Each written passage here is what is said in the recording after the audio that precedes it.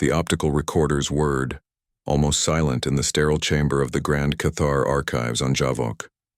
High Commander Khra'vex, his scaled hide now a muted gray where it once shone a vibrant crimson, settled his aging frame into the recording chair. His four eyes, still sharp despite the decades, fixed on the unblinking lens that would capture his testimony. The request had been specific. A full account of the Haven Expanse campaign, the war against the species known as humans. A conflict that had redefined the K'tharr understanding of the galaxy. "Begin recording," Khra'vex rumbled, his voice a low rasp, a stark contrast to the booming commands of his prime. "My designation, High Commander Khra'vex, retired. My subject, the Human Anomaly, as observed during the Great Concordance Offensive, cycles 780 to 782 by the old reckoning." He paused, the silence in the room thick with unspoken memories. Then, the past enveloped him, and the archive faded away. The bridge of the Unyielding Claw, flagship of the K'tharr Third Fleet, hummed with controlled power. Cycle 780.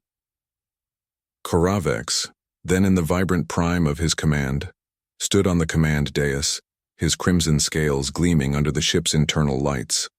Below him, bridge officers, their movements precise and economical, monitored holographic displays showcasing the might of the K'tharr Concordance. Hundreds of warships, perfectly aligned, awaited his order. Their target, the disparate fledgling colonies of the humans in the Haven Expanse. "All sectors report readiness, High Commander," Subcommander Railzan announced, her voice crisp and devoid of inflection. Her dark green scales were a shade lighter than most, her gaze direct and analytical as she turned from her own console. She was the epitome of K'tharr efficiency, intelligent, loyal, and utterly devoted to the Grand Concordance. "Excellent, Sub-Commander," Khra'vex replied, his mandibles clicking softly in satisfaction. He surveyed the main display, a three-dimensional map of the Haven Expanse. Human settlements were marked as faint, primitive sigils, scattered across a dozen marginally habitable worlds and a few asteroid clusters. Reports from K'tharr deep scouts had been dismissive, a species barely out of its planetary cradle, prone to internal squabbles, their technology a haphazard collection of outdated principles. Their ships were described as ungainly, their defenses negligible. "The Overmind's projections are clear," Khra'vex declared, his voice resonating with the certainty that was the bedrock of K'tharr society. Phase 1. Neutralize primary orbital defenses. Phase 2. Systematic pacification of planetary resistance. Phase 3. Integration of viable resources into the Concordance. Standard Order of Battle. Doctrine Gamma 7. We anticipate full compliance within 3 solar cycles. There was no doubt in his voice nor in the minds of any K'tharr present. The Order of Battle was the culmination of millennia of K'tharr warfare, a precise, logical, and unyielding methodology for conquest. It had brought countless species into the fold of the Concordance, absorbing their territories and technologies, always for the greater good as defined by the K'tharr Overmind. Every eventuality was calculated, every response pre-planned.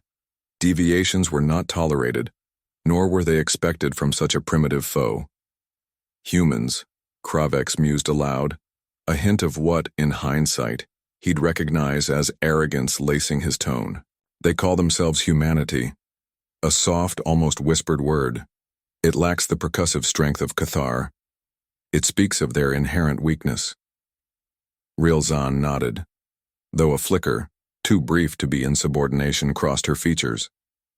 Their psychological profiles suggest a species driven by erratic emotional impulses, rather than collective logic, High Commander. They are assessed as Tier 9 on the threat matrix, minimal concern. "Precisely," Khra'vex affirmed, turning to the vastness of space visible through the forward viewport. "This will be a swift lesson for them, and a minor addition to the glory of the Concordance." He remembered the feeling well, a calm, almost detached sense of destiny. The universe was a place of order, and the K'tharr were its arbiters. These humans, with their chaotic expansion and sentimental attachments, were a minor dissonance that needed to be harmonized. He raised a three-fingered hand. All fleet elements. On my mark, initiate jump sequence to designated coordinates in the Haven Expanse. Execute Phase 1 upon arrival. A chorus of acknowledgments rippled across the bridge. The engines of the unyielding claw thrummed, a deep vibration that resonated through the deck plates, a promise of overwhelming power about to be unleashed. Khra'vex allowed himself a moment of profound satisfaction. This was the pinnacle of K'tharr achievement, the righteous extension of their enlightened dominion. In the archive chamber, the older Khra'vex closed his eyes briefly. The shame of that younger self's certainty was a dull ache that never truly faded. We were, he whispered to the unblinking recorder, so very, very wrong. The flagship, followed by the Armada, tore a rift in space-time, hurtling towards the unsuspecting Haven Expanse.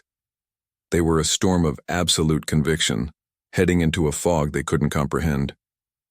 The universe, it turned out, had a surprising tolerance for dissonance. And humanity, Khra'vex would learn, was its most terrifyingly beautiful orchestra. The transition from the non-space of jump travel back to relativistic reality was always seamless for K'tharr ships, a testament to our technological supremacy.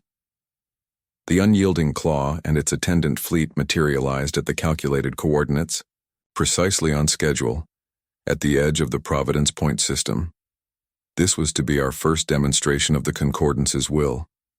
Providence Point, a human outpost orbiting a rust-red gas giant, Typhon, was little more than a collection of tethered habitat modules and a few skeletal defense platforms, or so our intelligence suggested.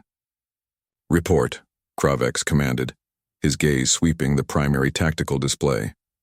Pinpricks of light representing human vessels flickered into existence, scattered and seemingly disorganized. Human defense platforms active, High Commander Khra'vex reported, her voice even. Minimal energy signatures detected. Approximately 20 small tonnage vessels moving to intercept. They match profiles of light freighters and system patrol craft. No capital ships present. Khra'vex's mandibles twitched, a K'tharr expression of mild contempt. As anticipated, launch interceptor frigates, formation Gamma 6, sweep them aside. The platforms are secondary once their fleet elements are neutralized. This was textbook. Annihilate their capacity to fight, then dismantle their static defenses at leisure. The K'tharr interceptor frigates, sleek arrowhead vessels designed for rapid engagement, detached from the main fleet and surged forward. Their plasma cannons glowed with imminent destructive power. On the main view screen, Khra'vex watched the frigates close the distance. He expected panic, a futile attempt to flee, perhaps a desperate, disorganized volley of fire that would achieve nothing. What he got was chaos. The human ships didn't form a cohesive battle line. Instead, they scattered like startled krell rats, some darting towards the K'tharr frigates, others veering wildly, a few even appearing to tumble end over end. What is this? Khra'vex muttered, leaning forward. Are their navigational systems failing? Unclear, High Commander, Khra'vex said, a new note of tension in her voice. Their movements are erratic, not conforming to any known combat doctrine.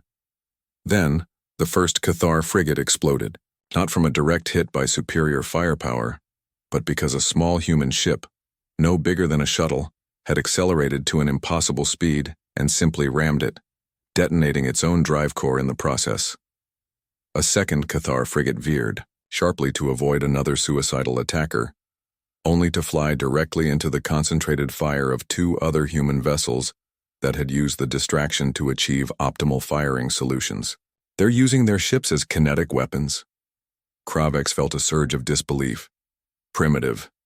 Desperate. Yet, undeniably effective in its sheer unexpectedness. More unsettling were the energy readings. High Commander, Khra'vex reported, her four eyes blinking rapidly as she processed data. I am detecting unusual energy modulations from the human ships, not weapons fire.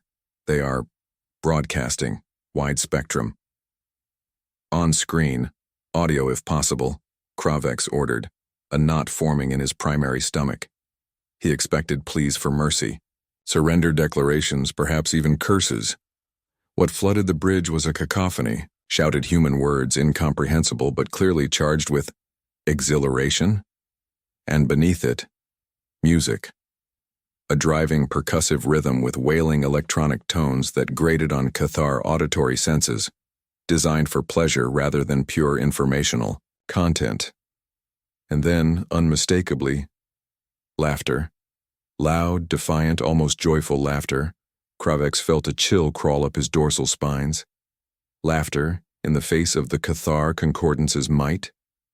Laughter as their ships were being torn apart by our superior firepower, even as they threw themselves away in suicidal attacks. It was an aberration. It was obscene. War was a grim, logical necessity, not a cause for mirth. Silence that transmission, he snapped. The unsettling sounds vanished, but the memory of them lingered. One human ship, painted with what looked like a leering fanged face, the errant spark, its designation flashed briefly on a tactical overlay, seemed to be everywhere. It dodged K'tharr fire with impossible agility, its weapons spitting out surprisingly potent bursts of energy that targeted K'tharr frigate maneuvering thrusters, not their heavily armored hulls. It wasn't trying to destroy them outright, but to disable and confuse. Khra'vex recognized the signature of a highly skilled, perhaps specialized unit. This was not the action of panicked amateurs. "Sub-Commander," Khra'vex said, his voice tight. "Are these the actions of a Tier 9 threat?" Rilzan was silent for a moment, her gaze fixed on the unfolding battle, where K'tharr precision was being met with what could only be described as inspired lunacy. "High Commander," she finally said, "our initial assessment may have been incomplete. Their tactics are unsound by any logical metric, yet they are inflicting disproportionate damage through sheer unpredictability and a disregard for self-preservation that is alarming." Alarming. Yes. That was the word. Not fear, Khra'vex told himself. K'tharr did not feel fear in the face of such a foe, but a deep, unsettling sense that the universe as he understood it was tilting on its axis. The laughter from the void echoed in his mind, a mocking counterpoint to the K'tharr's symphony of destruction. The battle for Providence Point was eventually won, of course. Overwhelming numbers and firepower saw to that. But it took 3 times longer than projected, and the cost in K'tharr hulls and lives was significantly higher than any simulation had dared to predict. As the last human defense platform, crippled and burning, finally went silent, Khra'vex stared at the debris field where human courage and madness had danced a terrifying jig. This was not going to be the swift lesson he had envisioned. This was something new. The pacification of Providence Point left a bitter taste. The Overmind, however, processed the report with its usual detached logic. Losses were within acceptable parameters for initial planetary conquest against an unexpectedly spirited, if unsophisticated foe. The order of battle was to proceed. Our next major objective was the Xylos asteroid belt. Intelligence suggested it was a sparsely populated mining region, rich in tritium, vital for K'tharr drive cores. A secondary concern, easily secured. The unyielding claw led a formidable detachment into the dense rocky labyrinth of Xylos. Our long-range scans showed minimal human presence, a few automated mining platforms, a small transponder signal from a station named Xylos Dig Site Alpha. We anticipated little more than a perfunctory sweep. The trouble began subtly. Sensor ghosts. Fleeting contacts that vanished before our targeting systems could lock. Our navigators, accustomed to the clear void between stars, found the shifting, treacherous terrain of the asteroid field disorienting. The humans, it seemed, were quite at home here. "High Commander," Rilzan reported, her usual composure strained. "I am picking up multiple transient ship signatures, small, agile. They refuse to engage directly but are leading our scout patrols into denser sections of the belt." "Are they armed?" Khra'vex asked, studying the tactical display. The K'tharr icons representing his ships moved with deliberate, practiced precision. The human contacts, when they appeared, flitted like insects. Minimal energy readings consistent with light armament, if any.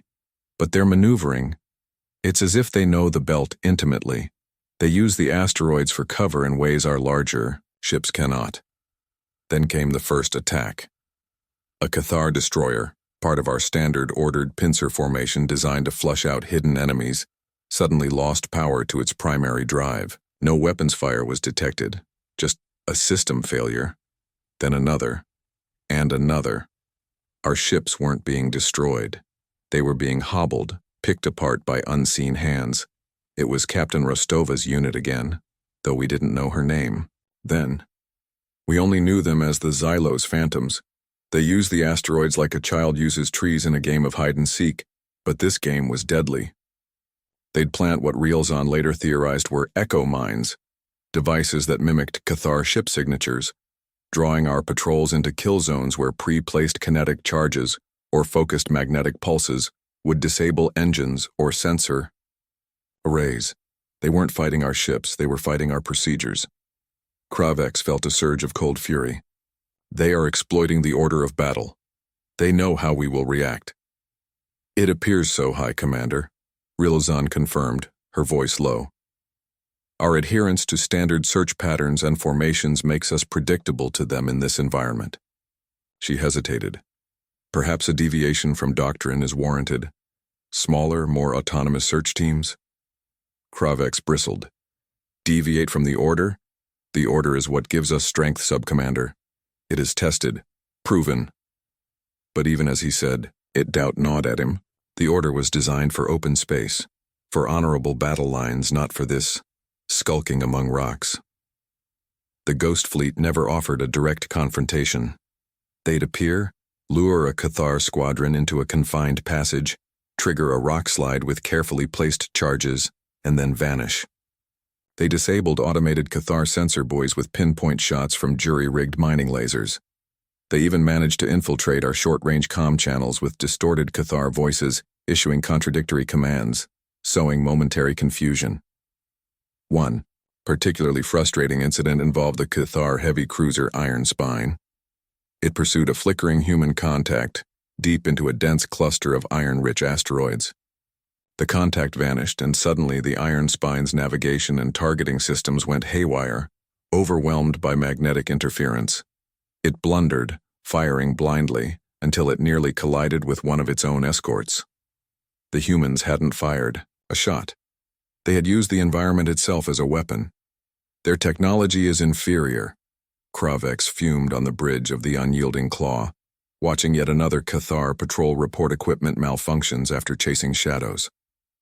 Their ships are fragile, yet they bleed us asteroid by asteroid. They are not fighting a war of attrition, High Commander, Rielzon observed, her display showing the intricate, almost artistic patterns of the human hit-and-fade attacks. They are fighting a war of frustration. They are dismantling our morale, not just our machines. It took weeks, not days, to declare Xylos secured, and even then it was a hollow victory. We held the major mining platforms, but the belt itself remained a place of ghosts and whispers. We lost more ships to accidents and malfunctions than to direct enemy fire. The tri-idiom we came for seemed tainted by the effort. Khra'vex requested permission from the Overmind to implement unconventional counterinsurgency tactics. The request was denied. Doctrine Gamma 7 was to be upheld. The rigidity of the K'tharr command structure, once our greatest strength, was becoming a vulnerability the humans were ruthlessly and ingeniously exploiting. The Xylos campaign didn't break the K'tharr fleet, but it bent something within Khra'vex. It planted the first terrifying seed of an idea. What if logic and order were not enough? What if the chaos these humans embraced was a power in itself? The war ground on. After the frustrating Xylos campaign, the K'tharr fleet pushed deeper into the Haven expanse. We adapted to a degree. Our sensor nets became more sophisticated, our patrols more cautious. But the humans, too, adapted. They were like stellar virus, constantly mutating their tactics. We were still winning battles, securing systems, but the cost remained stubbornly, unacceptably high. The encounter that truly began to unravel Khra'vex's understanding of the human anomaly occurred in the Orion Spur debris field, the remnants of a long-dead star system. We cornered a small flotilla of human ships there, mostly converted freighters and a few outdated warships. A proper battle for once. Our superior numbers and firepower should have made it a swift, decisive engagement. It was anything but. The human ships fought with a ferocity that belied their obsolescence. When one of their cruisers, the Hope's Bastion, took heavy damage and its engines failed, it didn't attempt to surrender. Instead, it turned its remaining functional thrusters to position itself between our advancing destroyers and a smaller, clearly civilian transport vessel attempting to flee the system. The Hope's Bastion absorbed shot after shot, its hull glowing cherry red, until it finally tore itself apart in a blaze of defiant glory, buying precious moments for the transport to escape into the relative safety of the dense debris. Such an act was illogical. The cruiser was doomed. Its crew could have abandoned ship. By K'tharr military doctrine, preserving trained personnel was paramount if the vessel itself was lost. This was waste. After the battle, which we won at the cost of 2 K'tharr frigates and significant damage to a destroyer, I ordered our Xeno salvage detail to examine the wreckage of the Hope's Bastion and other human ships. I wanted to understand. Perhaps their command systems were flawed, forcing their crews into such suicidal actions. The reports from the salvage teams were disturbing. High Commander, Rilzan summarized, her voice carefully neutral as she presented the findings on the main bridge screen of the unyielding claw. The Hope's Bastion was not under any system control anomaly. Log excerpts from their bridge, what we could recover, indicate a conscious, deliberate decision by their captain to shield the transport Pilgrim's Rest. She brought up a recovered image, a human female, her face smudged with grime, her uniform torn but her eyes blazing with a terrifying resolve. This was not Captain Rostova but another unknown officer. Her last recorded words, High Commander, were, "Tell them we held the line. Tell them to live free." Khra'vex stared at the image. Live free? What does that even mean in the context of galactic order? To a K'tharr, freedom was the smooth functioning of the Concordance, the absence of chaos, the security of defined purpose. The salvage teams found more. On the remains of a small human fighter, its pilot clearly dead from impact trauma, they found a small, crudely drawn picture tucked into the flight suit. A smiling adult human and a smaller one. A child under a blue sky and a yellow sun. Illogical sentimentality. On another, they found data chips filled not with tactical information, but with human music, literature, images of verdant worlds completely unlike the sterile functionality of K'tharr habitats. They found personal effects. A tarnished silver locket, empty, but clearly once holding a cherished image. Hand-carved figures of mythical beasts from some primitive human folklore, clutched in the dead hand of a crewman. Journals filled with scrawled emotional entries about loved ones, hopes for the future, fears of dying so far from home. They fight for these trifles, Khra'vex asked, more to himself than Rilzan. For memories? For pictures? It appears these trifles, as you call them, High Commander, are central to their motivational matrix, Rilzan offered. Our psychoanalysts are struggling to model it. The concept of dying for something intangible, for an emotional ideal rather than a strategic objective, is alien to our understanding of self-preservation and logical resource allocation. She paused, then added, "We also found evidence of crew members on several ships deliberately sacrificing themselves to seal hull breaches, to manually detonate, failing ordnance safely away from other ships, or to allow others to reach escape pods, often with no chance of their own survival. They call it heroism. Heroism." Another soft, whispered human word. Khra'vex felt a profound unease. K'tharr. Warriors were brave. They faced death without flinching if the objective was sound, if it served the Concordance.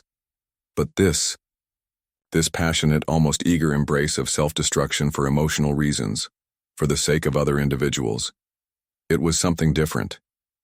It was a strength he couldn't quantify, couldn't predict, and therefore couldn't effectively counter.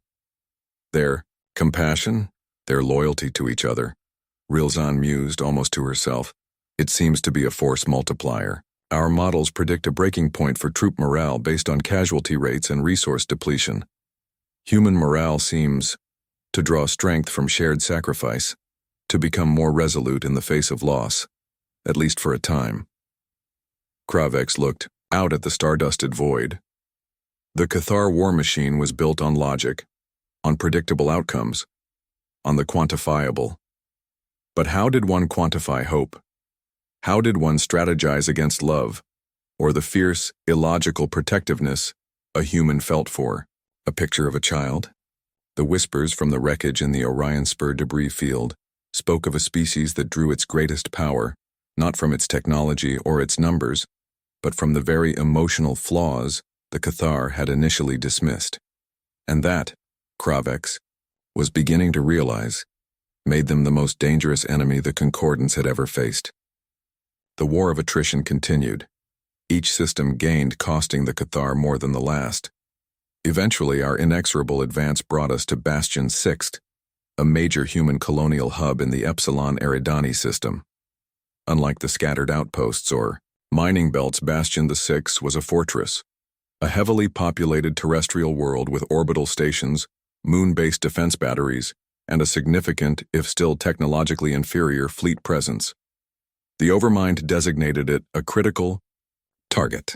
Its fall would cripple human morale and logistics in the entire sector. Khra'vex was given overall command of the siege. He brought the full might of the Third Fleet, expecting a brutal but ultimately conventional campaign. We would establish orbital supremacy, bombard their defenses into submission, and then land ground forces to pacify the survivors. The order of battle was clear. Bastion VI, however, had its own plans. The initial space battle was ferocious. Human ships, many of them repurposed civilian vessels with weapons bolted on, fought with the now familiar desperate courage. But this time, they were coordinated, their defense integrated with the planetary and lunar batteries. We took losses, but orbital superiority was eventually, bloodily, achieved. The surviving human fleet retreated to the planet's surface or dispersed into the system. Then the true siege began, and it was unlike anything Khra'vex had ever witnessed.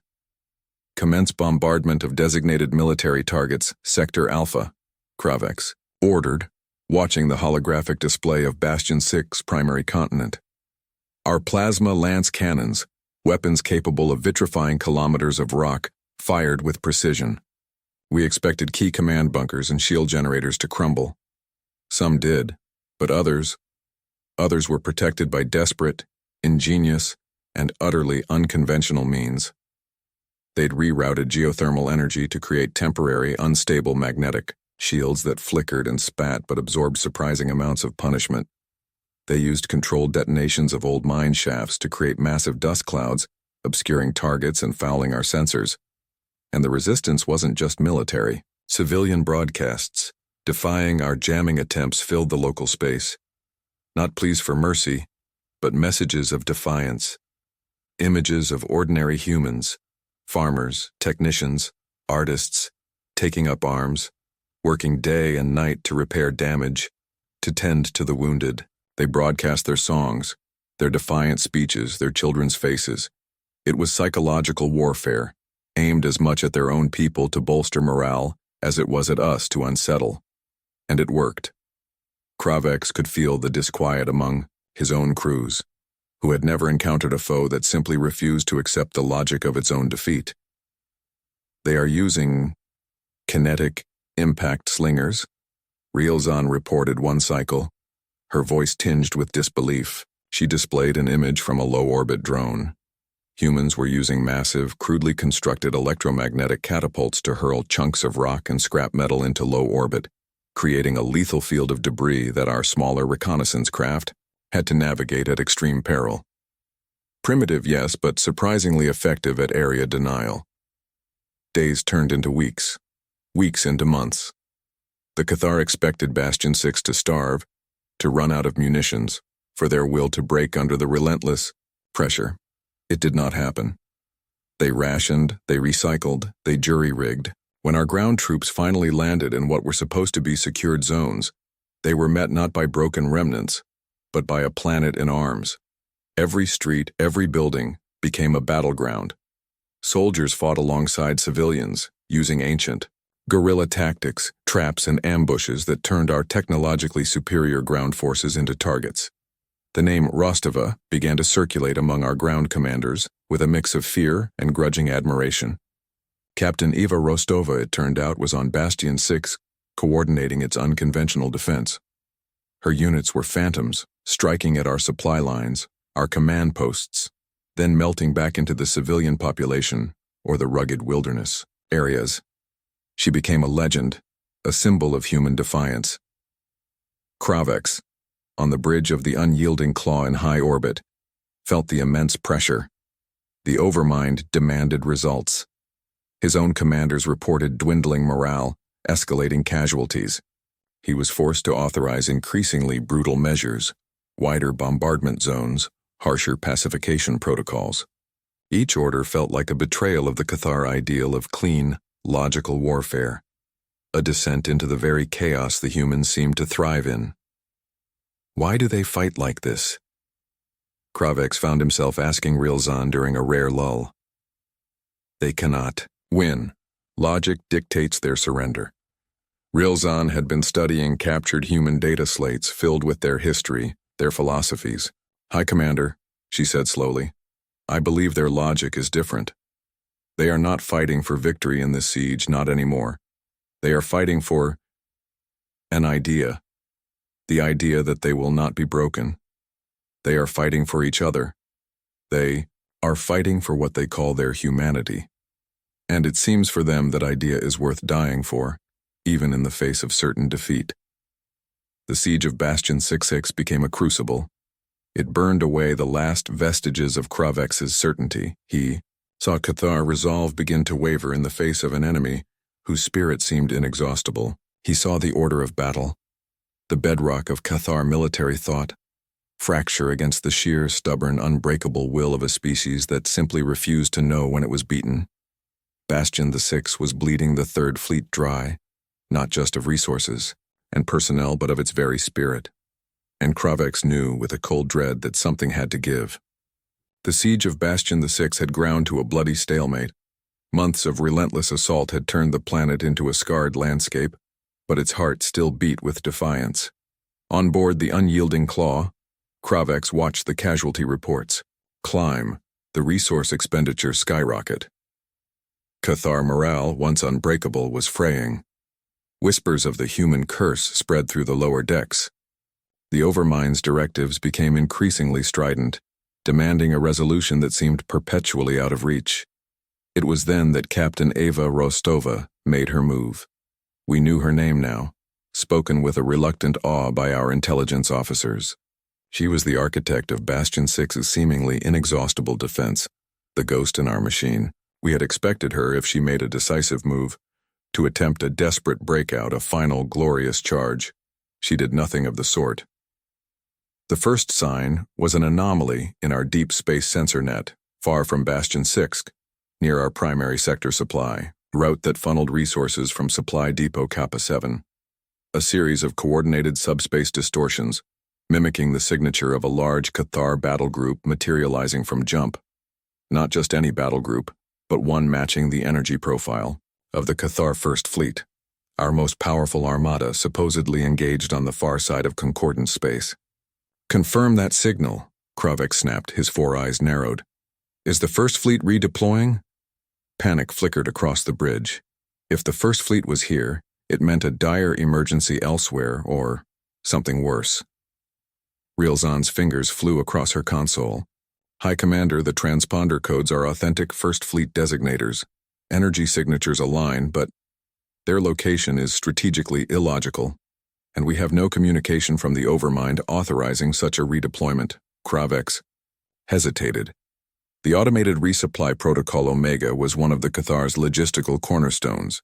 If a major fleet like the first appeared unexpectedly near a key depot like Kappa 7, the protocol dictated that Kappa 7's defensive screen be partially lowered to allow priority docking and resupply, assuming a critical override level emergency. It was a failsafe, designed for speed and efficiency, predicated on the absolute security of our high-level command codes. It could be a human trick, Khra'vex said, suspicion warring with ingrained procedure. A sophisticated spoof. The energy. Signatures are too precise, the code's too perfect, Rylzon argued, though a sliver of doubt edged her voice. To fake this would require a level of infiltration into our highest command networks we believed impossible. The pressure was immense. If it was the First Fleet in dire need, delaying their resupply could be catastrophic. If it was a trick, but how? While Khra'vex and his command staff debated, Rostova's actual plan unfolded. The Phantom Echo maneuver, as human logs later called it, wasn't about the faked fleet. That was merely the diversion, the brilliant exploitation of K'tharr procedural rigidity. While our attention was focused on the impossible appearance of the First Fleet, a small, almost undetectable squadron of heavily modified human stealth ships, Rostova's own unit, the errant spark among them, slipped through the chaos.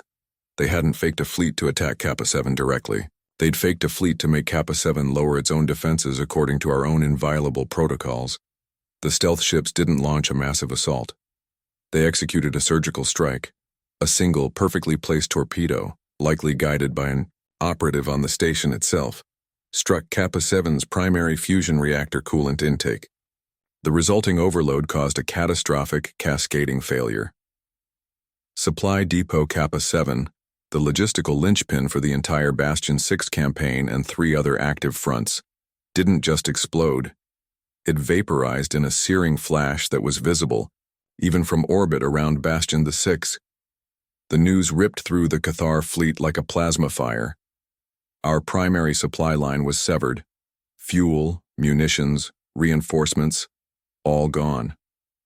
On the bridge of the unyielding claw, a stunned silence reigned. Khra'vex felt something cold settle in his chest. It wasn't just the loss of the depot. It was the realization of how thoroughly they had been outthought. Rostova hadn't used brute force. She had used our own logic, our own procedures, our own arrogance against us. She had turned our strength into a fatal weakness. It was a ghost, Rylzon whispered, staring at the sensor logs that now clearly showed the faint, fading signatures of a handful of small human ships making their escape from the Kappa 7 system. A whisper of a threat, and it has crippled us. Shortly after, a clear unscrambled message was broadcast from Bastion VI on all frequencies. It was Captain Rostova's voice, calm, steady, devoid of triumph, yet radiating an unshakable resolve. "High Commander Khra'vex," she said, and he knew she was addressing him directly. "Your supply lines are cut. Your order of battle is broken. Your logistics are in ruins. Consider the cost of continuing this siege. We offer no surrender. But we do offer you a choice, withdraw or starve in the dark." There was no threat of attack in her voice, just a statement of fact. And in that moment, Khra'vex saw her not as a mere enemy combatant, but as the embodiment of the human anomaly. They didn't just fight. They thought. They adapted. They understood their enemy's mind, sometimes better than the enemy understood itself. Hope, Khra'vex realized, could indeed be a weapon. For the humans on Bastion VI, the destruction of Kappa 7 was a beacon. For the K'tharr fleet, it was the chilling whisper of impending defeat, engineered by an enemy who fought with ghosts and echoes. The recording light in the Grand K'tharr archive still glowed, a patient red eye in the dim chamber. High Commander Khra'vex, old and weary, leaned back in the chair. The memories of the Rostova Gambit, of the dawning, horrifying realization of their predicament, still sent a phantom chill through his scales. The destruction of Supply Depot Kappa 7 was the breaking point, Khra'vex continued, his voice raspy but firm. Not just for the siege of Bastion VI, but for the entire Haven Expanse campaign. Rostova's Gambit was a masterpiece of psychological warfare, a precise strike against the K'tharr psyche as much as our logistics. He recounted the grim days that followed. The desperate attempts to establish new supply lines, all harried by increasingly bold human attacks, the plummeting morale within the K'tharr fleet, the growing realization, even amongst the most doctrinaire commanders, that this war was unwinnable under the established order of battle. The humans, it seemed, didn't play by the rules of logical conquest. They rewrote them with every engagement. The overmind, Khra'vex said, a hint of ancient bitterness in his tone, could not process it. It continued to issue directives for renewed offensives, for the complete subjugation of Bastion VI. But on the front lines, we knew. We were facing an enemy whose spirit was more resilient than our supply chains, whose ingenuity was more potent than our plasma cannons. Ultimately, the decision to withdraw was not a singular command from the overmind, but a cascading series of strategic retreats forced by circumstance, by the sheer impossibility of sustaining the campaign. Khra'vex himself had to make the agonizing call to pull his forces from Bastion VI, under constant harassment from human ships that seemed to appear from nowhere, striking and fading like phantoms. It was less a retreat and more a desperate flight. The war did not end with a grand treaty signing, no glorious K'tharr victory parade, nor a complete human triumph, Khra'vex explained. It petered out into a series of bitter skirmishes, a slow, bleeding withdrawal of K'tharr forces from the Haven Expanse. Eventually, what humans call the Haven Accords were acknowledged. More an uneasy cessation of hostilities than a true peace. We kept some contested systems on the periphery. They reclaimed their core worlds.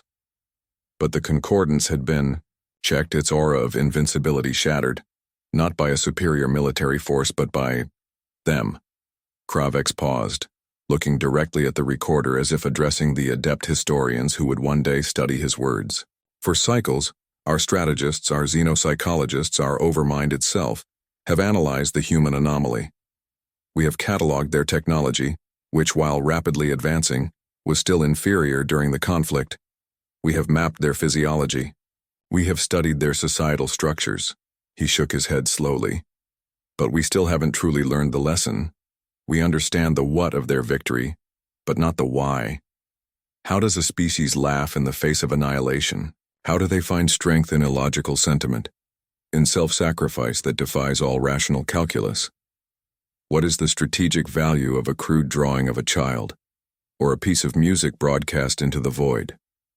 His voice dropped, filled with a solemn gravity. The true weapon of humanity was never their ships or their guns. It was something intangible, something in their spirit, a capacity for boundless hope even in utter darkness, a terrifying, brilliant adaptability born not of ordered logic, but of chaotic, passionate creativity, an empathy that bound them together, with unbreakable chains making them fight for each other with a ferocity we could not comprehend, let alone match. He had seen it in the eyes of the human prisoners they'd taken, a spark that even captivity could not extinguish.